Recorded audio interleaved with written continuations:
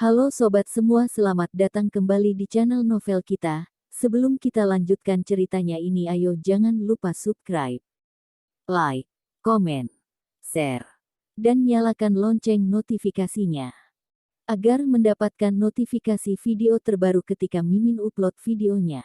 Istri yang dimanja, bab 267 meninggalkan kota J. Doni merasa kesakitan hingga menarik nafas pun terasa sulit, namun dia tidak membalasnya, membiarkan Ricky Mo memukulnya.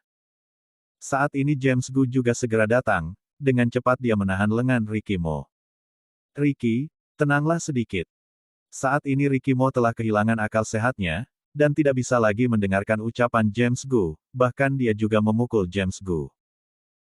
Dulu James Gu juga sering membuat ulah di jalanan. James Gu memiliki keahlian yang cukup baik, namun dia tetap tidak bisa menghentikan Ricky Mo yang kehilangan akal sehatnya. Hingga akhirnya, kedua orang itu penuh luka, merasa lelah hingga tidak bisa bergerak lagi, dan langsung terbaring di atas lantai yang penuh dengan tumpukan abu. Saat mereka berdua sedang bertengkar, Doni tidak menghentikan mereka, dia langsung mengajak orang yang dibawanya untuk mencari sekali lagi di bagian luar dan dalam rumah. Sama seperti dugaannya, tidak ada satu jejak pun. Kebakaran ini membakar hingga semuanya habis tak tersisa. Doni berjalan menghampiri Ricky Mo, suaranya sedikit rendah. Kami tidak menemukan Nyonya Muda. Selesai Doni berucap, dia sudah bersiap untuk dihajar. Namun tinjuan yang dia perkirakan itu tidak menghampirinya. Ricky Mo yang mendengar ucapannya, tidak menunjukkan reaksi apapun, hanya menatap atap yang hitam tanpa bergerak sedikit pun, seperti tidak mendengar ucapan Doni. Doni menolehkan kepalanya menatap James Gu.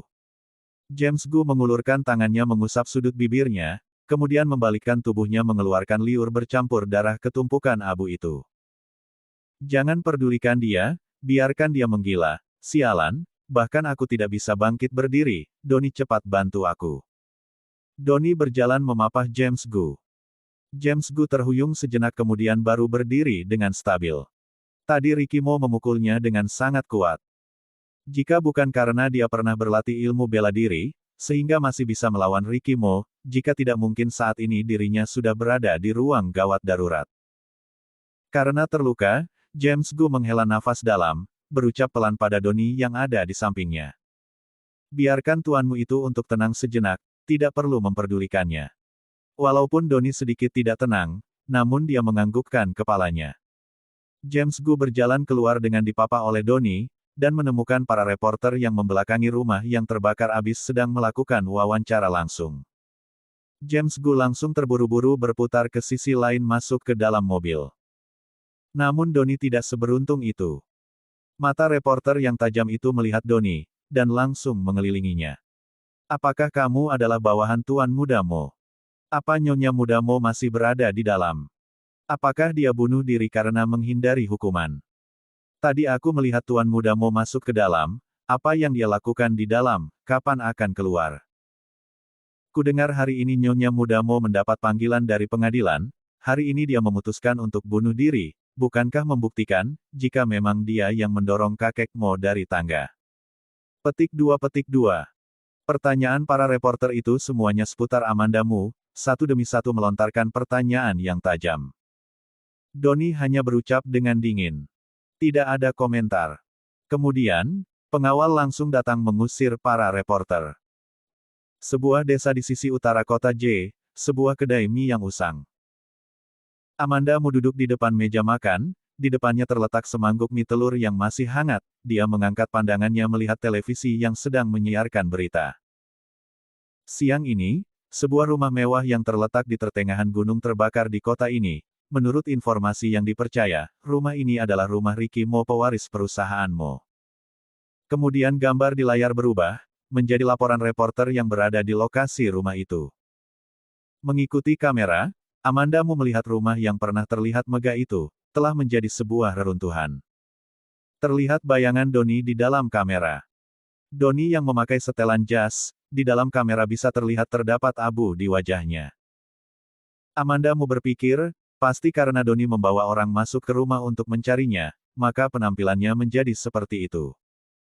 Menghadapi pertanyaan tajam dari para reporter, Doni hanya berucap dengan datar dan dingin.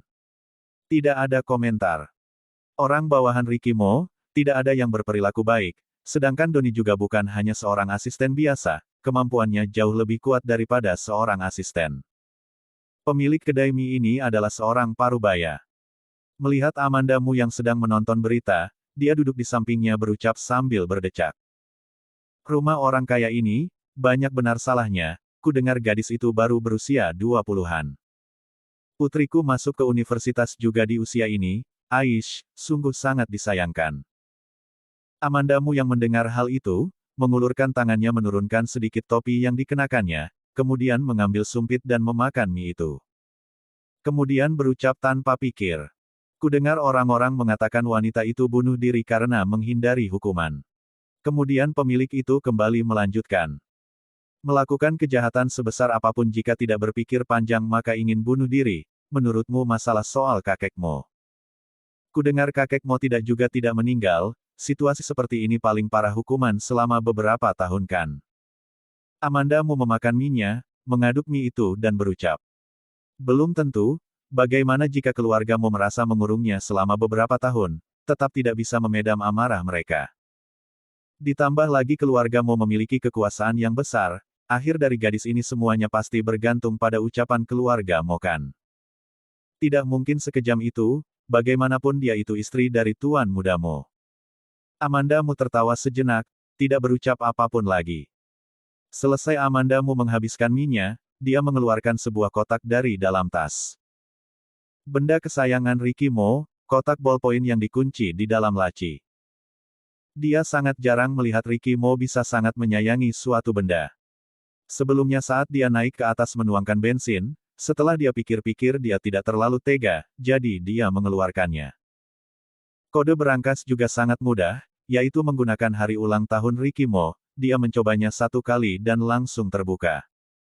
Amanda Mu tersenyum kemudian memberikan uang pada pemilik kedai. Bos, ini uangnya. Pemilik itu menerima uangnya.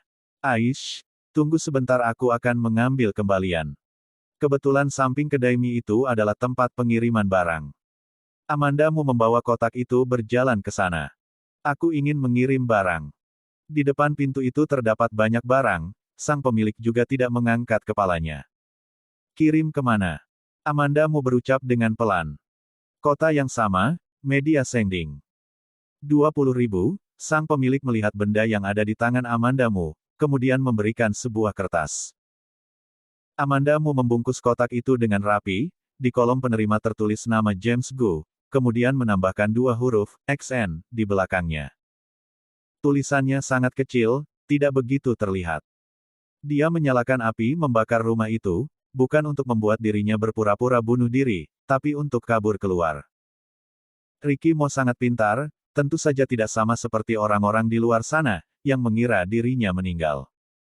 Jadi, dia juga tidak ada hal yang perlu disembunyikan. Hanya saja setelah ini, dia harus berpikir lebih keras untuk bersembunyi dari Ricky Mo. Ricky Mo pasti akan menyuruh orang untuk mencarinya.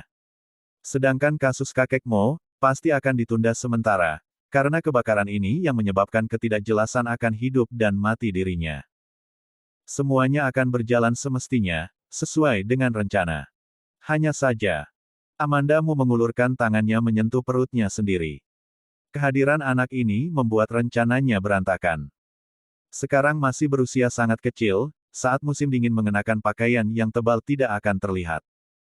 Namun beberapa bulan kemudian, saat usianya semakin besar, dia akan kesulitan melakukan apapun.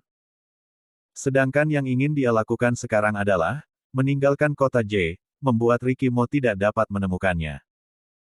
Dia tidak memiliki kemampuan untuk terus-menerus bersembunyi dari Ricky Mo, namun karena dia sudah melakukan tahap pertama, tidak ada lagi jalan untuk kembali. Bersambung. Titik.